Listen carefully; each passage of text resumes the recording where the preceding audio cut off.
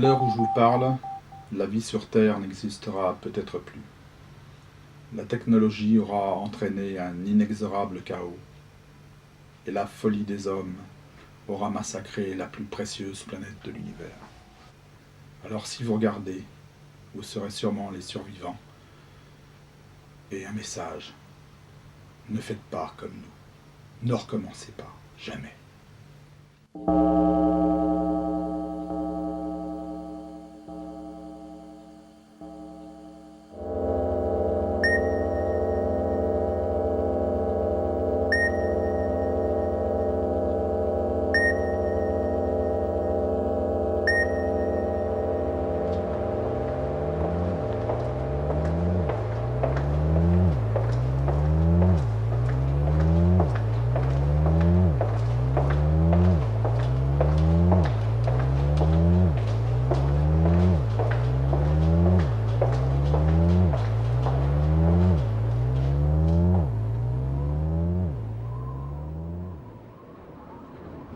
Mais vous n'allez pas faire ça!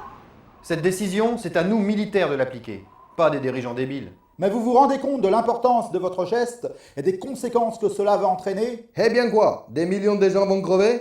On ne peut pas aujourd'hui effacer les malheurs du monde. Alors cette solution est la seule. Les humains qui survivront pourront reconstruire un monde meilleur.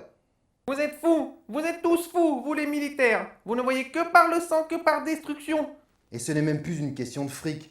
Pendant des années, on a massacré des millions de gens avec nos sales guerres, comme vous dites, simplement pour que des connards s'engraissent pour vendre leurs canons. Et c'était la politique de nos pays respectifs. C'était notre boulot, de toute façon. Et vous, avec vos usines, vos détergents, vos saloperies de toutes sortes, voyez maintenant où cela nous a menés. Vous avez pollué toute la planète. La nature, nos espaces, les ressources alimentaires, tout est anéanti à cause de vos technocrates et de vos industriels. Ce sont les écolos et les paysans qui avaient raison. Il doit bien y avoir un moyen.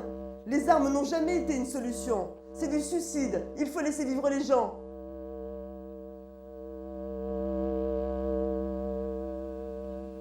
Le Conseil des 6 continents ne pouvait plus reculer. Il était trop tard. Il fallait désormais adopter le code Blackout.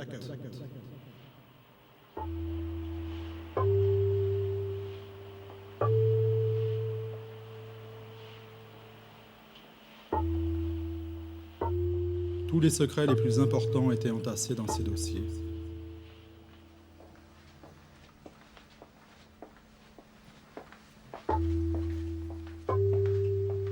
Dans ces rangées de classeurs se trouvait sûrement la vérité qui aurait pu sauver le monde. Mais le jeu des politiciens était tout autre.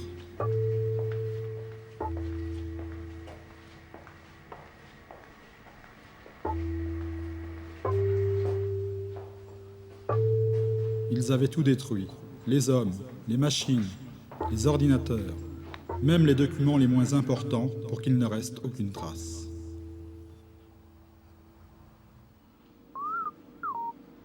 Les ordinateurs avaient été sauvagement détruits et le réseau français était anéanti.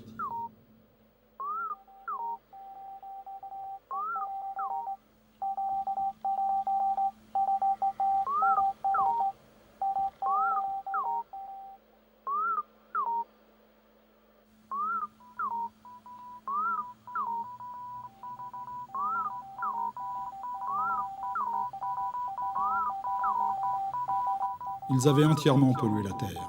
Avec leurs produits chimiques, on ne pouvait plus rien manger.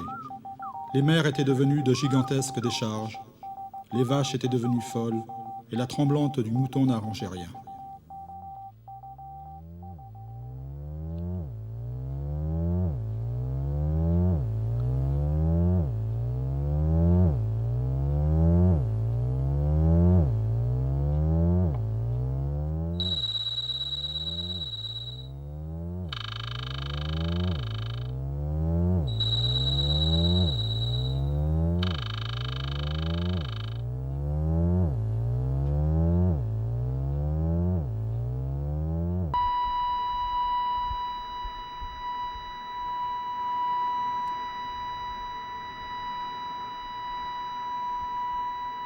Dans ces dédales de sous-sol et de souterrains, combien d'humains y ont laissé leur vie?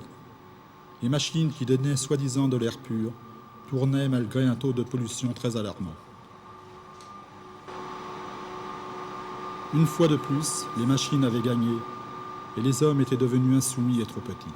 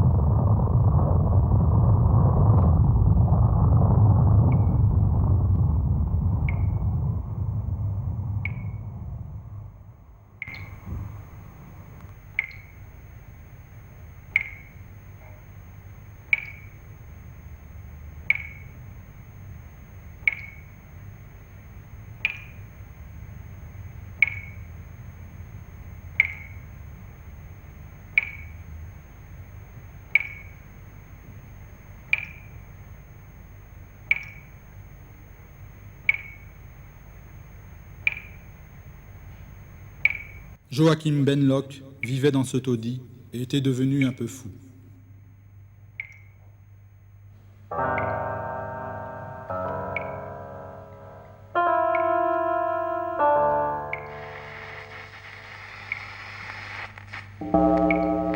Il avait gardé en mémoire tous les souvenirs de la planète qu'il regardait à longueur de journée.